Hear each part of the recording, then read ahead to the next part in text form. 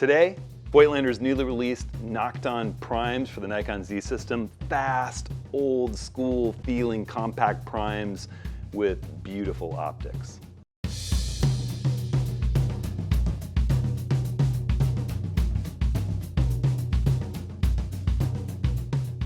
Well, hey everyone, Hudson here. Totally fun stuff today. I'm going to be reviewing three really nice manual focus, all metal, beautiful feeling, old school style lenses. One in particular I just adore.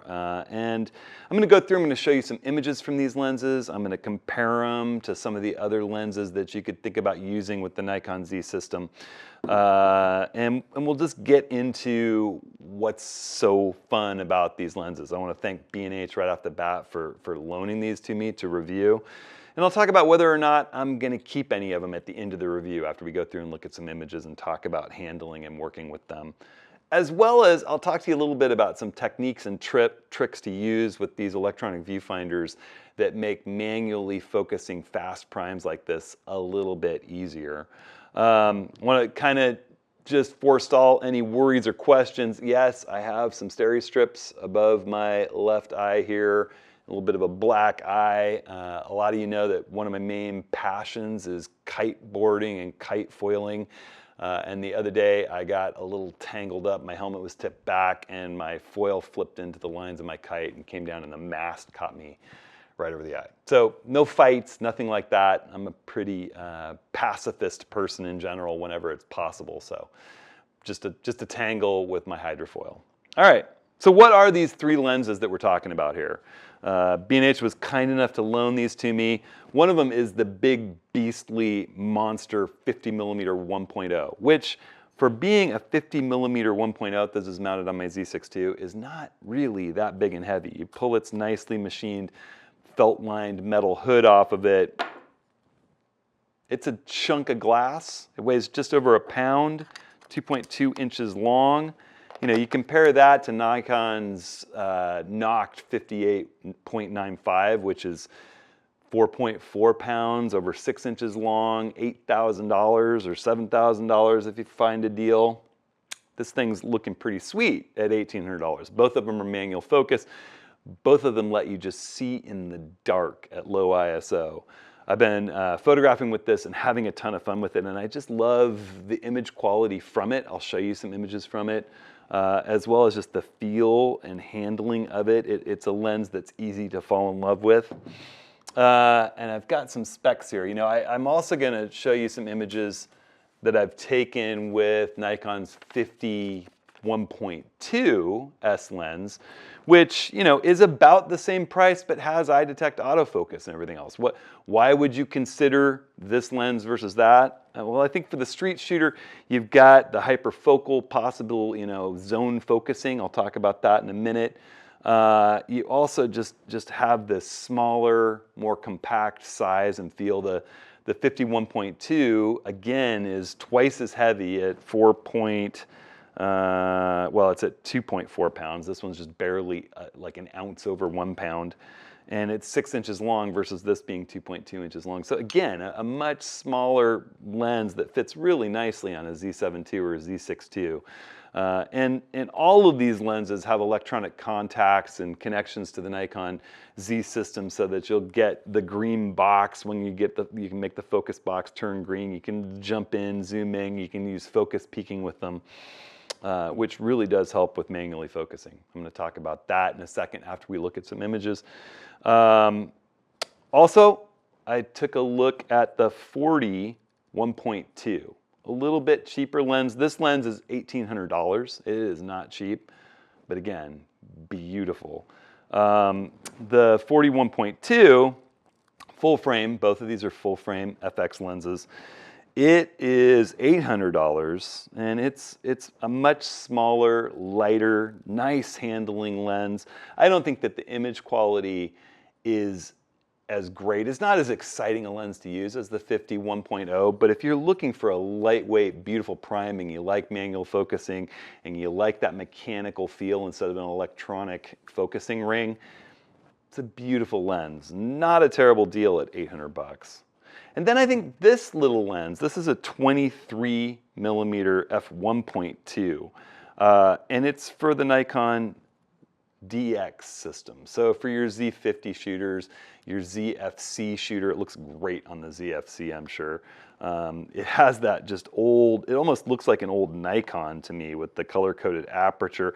And at 23 millimeters, it makes zone focusing really sweet. You just dial it into f11, set your infinity focus back to the yellow mark on the lens barrel, f11's mark, and all of a sudden everything out there from about a foot away from you, maybe a foot and a half away from you to infinity is in focus. So you can be out street shooting and just snap, snap, snap. And the optics in this lens are beautiful. I'll show you some images that are focused down to f1.2 for shallow depth of field, as well as some zone focused images. And I think that if Nikon updates their DX system, something we would all love to see, this lens is a gem of a street lens for just having a lightweight, tiny little system.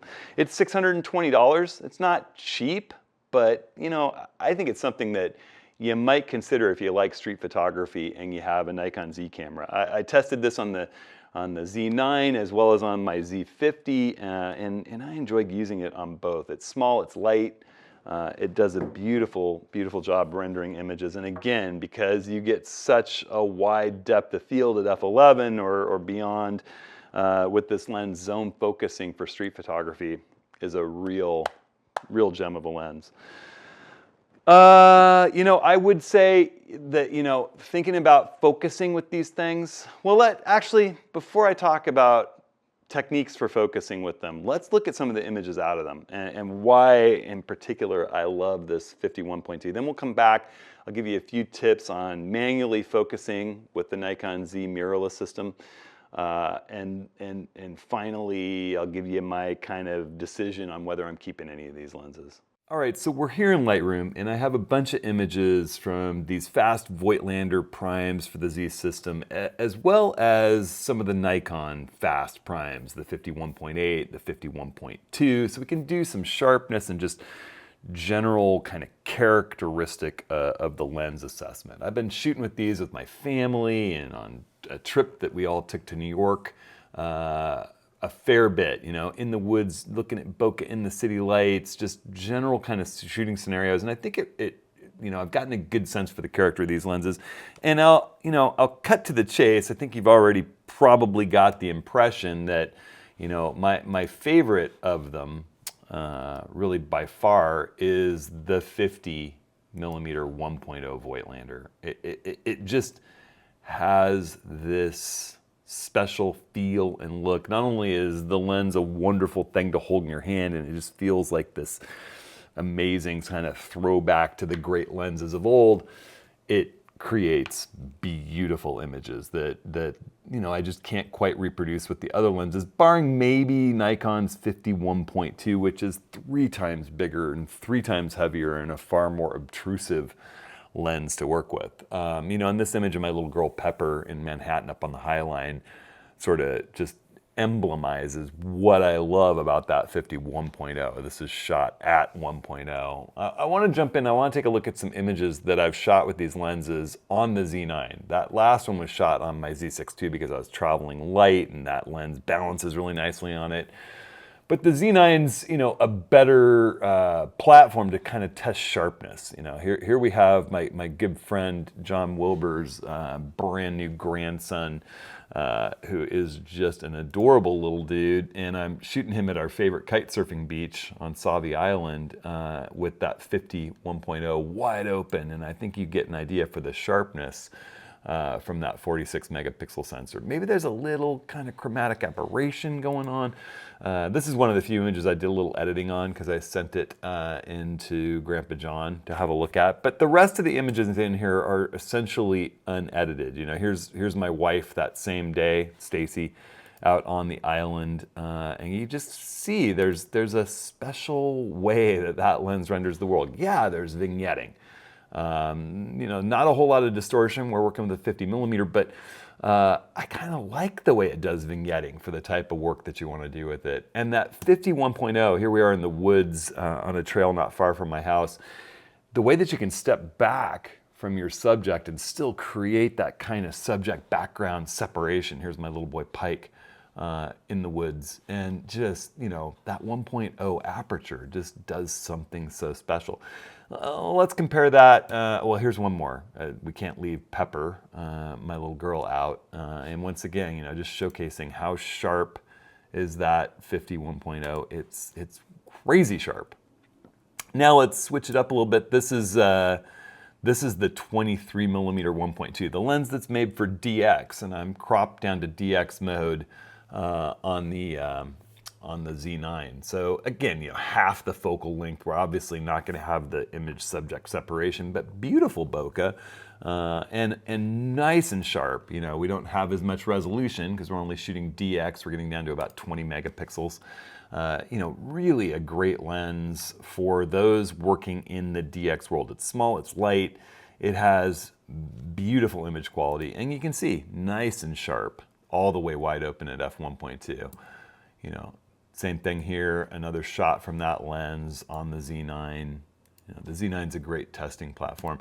The 40 1.2, here's a slightly overexposed shot on the Savi Island beach with the Z9 and the 40 1.2, the smaller, lighter, you know, less than half as expensive lens. And you can see it is nice and sharp too, and certainly throws a nice, beautiful out of focus background. While I was in Manhattan with Stacy and the kids, I did a little bit of testing up on top of Rockefeller Center. And this kind of gives you an idea for the setup. I actually shot this with my Leica Q2. It's, you know, wide open with its 1.7 28 millimeter lens. And I also shot side by side with my 51.8 Nikon S lens. So here's the 51.8, a shot of Stacy. And you're gonna have to forgive me. Some of the shots I get the Empire State Building coming out of the top of her head. I was dealing with an oncoming thunderstorm and my kids bouncing off me and quite a crowd, so I was a little limited in this particular shoot. We were really up there just to show the kids Manhattan from above. But here's, you know, the 51.8, wide open at 1.8. It's a beautiful lens. I love that lens. Nice and sharp. This is with the Z6 II. And then I switched over to the 40 1.2, which, you know, there you go. You're a little bit longer lens, a little wider aperture, and all of a sudden that subject separation just gets more beautiful. You know, I shoot myself for having the Empire State Building come out of the top of her head, but again, like I said, I was juggling a number of things at the same time. And there truly was a thunderstorm coming in with lightning hitting around, and we needed to get off the top of Rockefeller Center. And then you go to the 51.0, and there's just something special about the way that lens renders our world. Major shout out, thanks to Stacy for posing for this. You know, and here you see, I mean, here's a spectacular lens, the Leica, the 1.7 28 millimeter wide open. Look what happens with a 51.0. It's just, there's just something so special about the way this lens works in the world. I'm going to do a similar setup, just kind of really looking at the bokeh with the city lights. Here's the Leica. This is on the High Line, the old railroad or the old high train that used to be elevated above the city, sort of Chicago L style, that got abandoned and then revamped into a public park and walkway. It's a really, really wonderful public area in Chelsea. If you're in Manhattan, go check it out if you haven't before. The Leica does a obviously beautiful, beautiful lens. I love its sharpness. I love the way it renders the world. This is more to show you, you know, what is the situation through a wider angle. Then we jump in and we look at the 51.8. You know, a beautiful lens. This is Nikon's S lens. It's not very big. It's not super expensive. It's lightweight. It is a wonderful handling lens. And you get eye detect autofocus so that you know you're going to be razor sharp on the eye. I probably should have wiped Pepper's face down a little bit. You know, there's these cool underlighting in the handrails along the edge of the High Line, and we just had her crouched down, you know, where there was city street life and traffic and buildings in the background, and she was lit by that guardrail or that handrail. All right, so you got the 51.8, and then we go to the 41.2. beautiful. You get, obviously a little bit more distance compression at that 40 millimeter focal length. Well, actually, no, look at that. You're going from 50 to 40, but just the 1.2 aperture, really, really nice blurred background there. The bokeh is great. It's not like, best in class, but it's lovely. And then let's throw it to 1.0, 50 1.0, and that's where this lens just gets stunning. It's not just the way it's rendering the city lights in the background. It's also just the way that it renders the sharp subjects, the contrast, I don't know, the way that the focus falls off is just beautiful with this lens. There's just something special about it. Sometimes lenses have an unquantifiable wow factor, and I am going to be sad to send this one back. We can't walk away from this whole thing without talking about Nikon's 50 millimeter 1.2, which is, again, like I said, it's a different kind of lens. It's a big burly thing. You got to have a big bag to be carrying that. It balances better on the Z9 than it balances on the Z6 II or Z7 II, but it is a wonderful lens. It's in the same general price range as the manual focus Voigtländer F1. And I had it in Death Valley. Well, I didn't have it. Actually, one of my workshop participants, Alex, had it in Death Valley, Alex Doherty, who I just adore. And he let me bum around and shoot with it a little bit. Here's Bill. You get that same ability to just separate your subject from the background and, beautiful, razor sharp with eye detect autofocus. There's certainly a case to be made that if you want that fast 50, getting the S version of the Nikon glass with the eye detect autofocus. The only problem is, like I said, 3 times as big, 2 or 3 times as heavy. It's just a big burly lens in comparison. I even did some focus stack landscape work with my good friend Steve's copy of that lens. This is in Grand Teton National Park in last fall's workshop, and you can see here it is at f8, focus stacked a few shots with the Grand Teton in the background here at Snake River Bend. A great lens, there is no doubt. Just something special about this 50 1.0 Voigtländer, though, I do adore. And it doesn't put people off having that small little stub-nosed big piece of glass in their face the same way as the big old 50 1.2 autofocus version.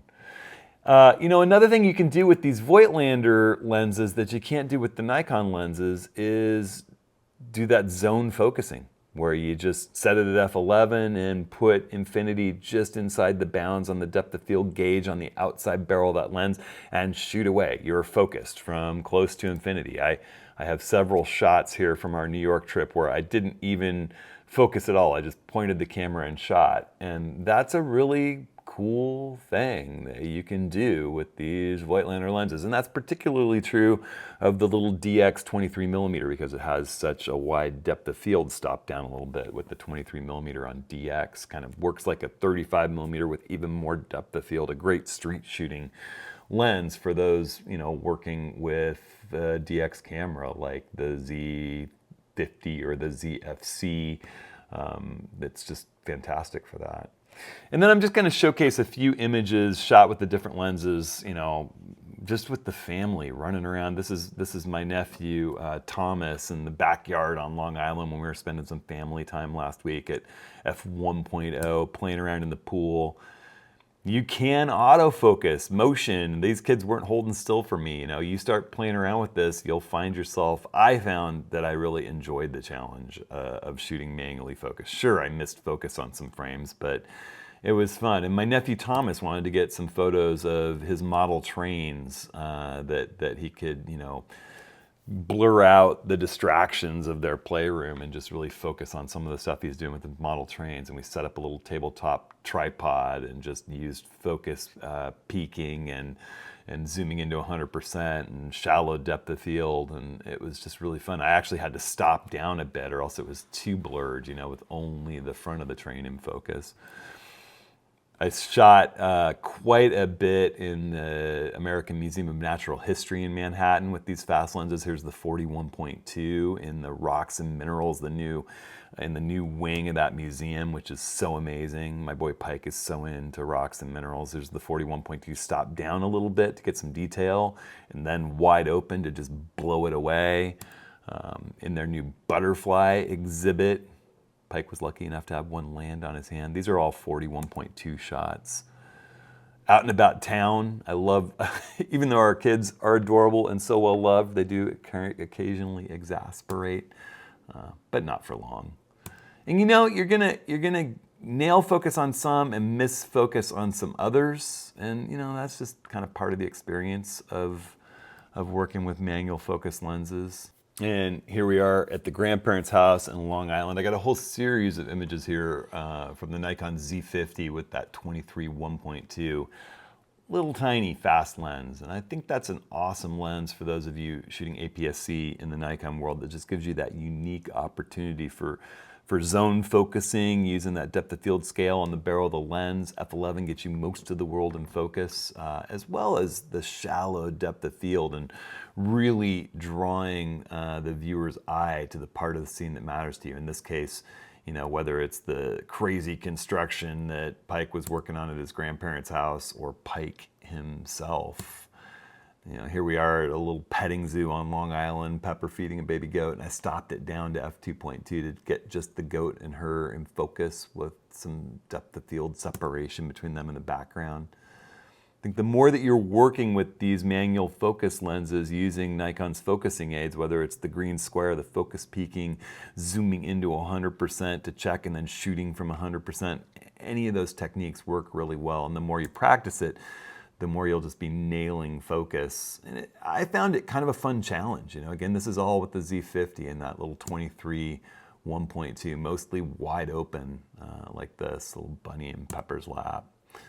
And like I said, I mean, that shallow depth of field is just going to give you a unique way to work with the cameras. You know, it's a throwback to kind of an old school way of working with that manual focus, but it's really, really rewarding. And I will say that 51.0, whew, talk about rewarding. I just love the image quality out of that lens. All right, so I think after you look through some of those images that I've taken with these lenses, you can tell I really, really love the 51.0. It's a tough call for me on whether I'm gonna keep this lens or not. I keep going back and forth in my mind.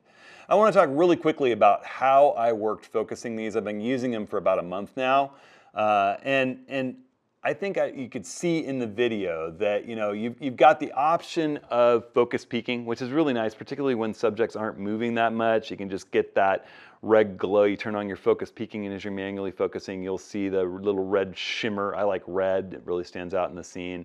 And Nikon does a really nice job with its focus peaking, and these lenses translate focus peaking beautifully.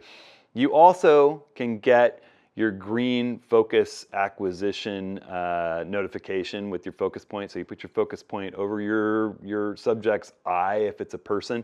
Focus it till you start seeing that focus point glimmer green, and you can shoot away. You can also, you know, I like to map zoom to 100% to my OK button. If you go through my setup videos for any of the Z cameras, you'll notice that in the custom controls, I remap OK to be a 100% zoom. You zoom into magnification 1:1.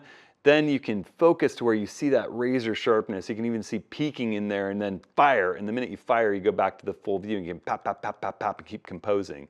So that's a really good technique for getting sharp subjects, as long as they're not moving too quickly. You know, a combination of focus peaking, using that green acquisition, and then just zooming into 100% and checking, particularly if you've got, you know, a subject who's standing still. That zooming to 100% can really dial you in and make sure you get perfect focus. You're gonna miss some images that you wished you'd gotten in perfect focus. That's just the nature of manual focus, but I personally found it this really fun journey to go back to that kind of old school style.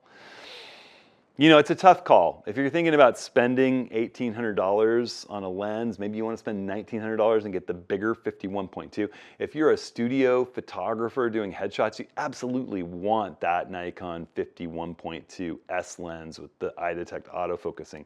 You know, you're just going to nail your subject's eye every single frame, and it is razor sharp and beautiful. But this lens has character, you know, for the person who's just out there enjoying photography, maybe remembers the days of the manual focus film camera, having the ability to get focus peaking, zooming to 100% through that diopter adjusted viewfinder, making the green target go, you know, making your acquisition focus point green as you nail your focus. It's like cheating with a beautiful, beautiful optic from a company, Voigtländer, who's been in business forever, making beautiful, beautiful lenses, and this one is no different. The other two lenses here are great. They're enjoyable. I think if you're a Nikon DX shooter, this 23 1.2 is definitely a lens to consider in your arsenal. You know, I rarely shoot with the Z50. My son Pike and my daughter Pepper use this camera more than me, and I think autofocus is their friend at 6 and 7. So I'm going to go ahead and send the 23mm back. But if you're a Z50, Z30, ZFC shooter and you love shooting with that camera and you like to do street photography, again, this lens and its ability to do that zone focusing, it's a winner. I really, really like the image quality out of this lens.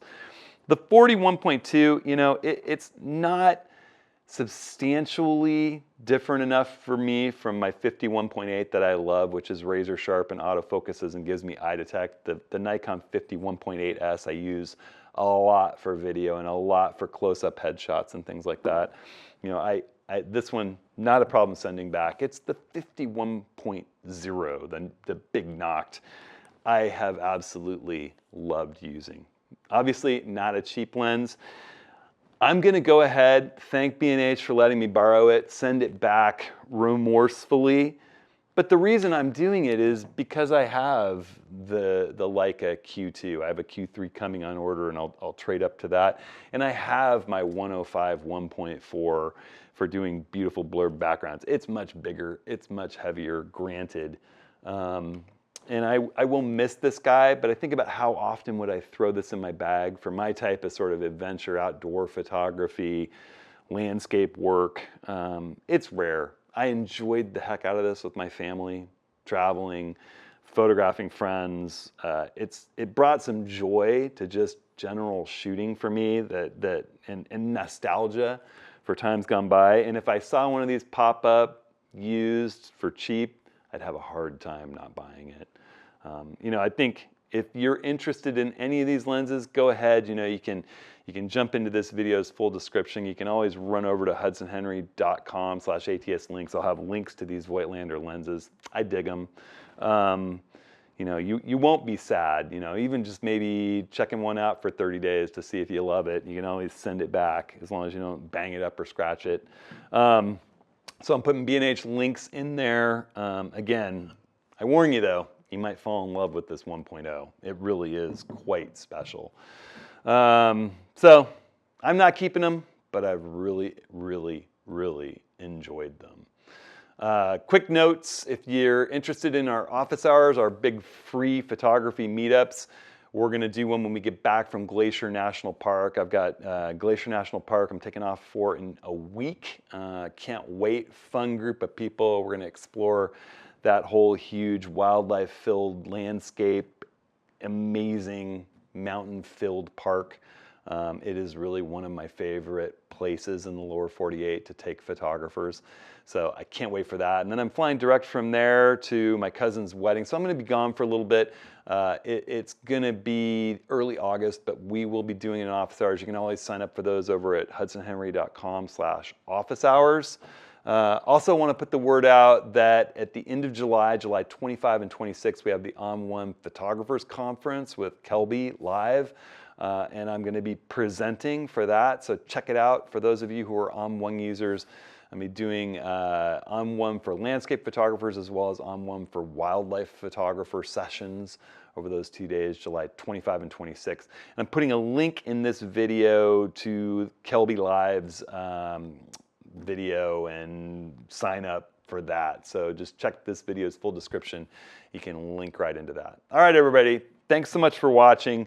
This has been a fun trip for some very unique lenses for the Nikon Z system. You know, we've been waiting a long time for these aftermarket lenses to come, and it was very exciting for me to see Voigtländer jumping in with both feet and building these spectacular, fast manual focus primes for the Z system.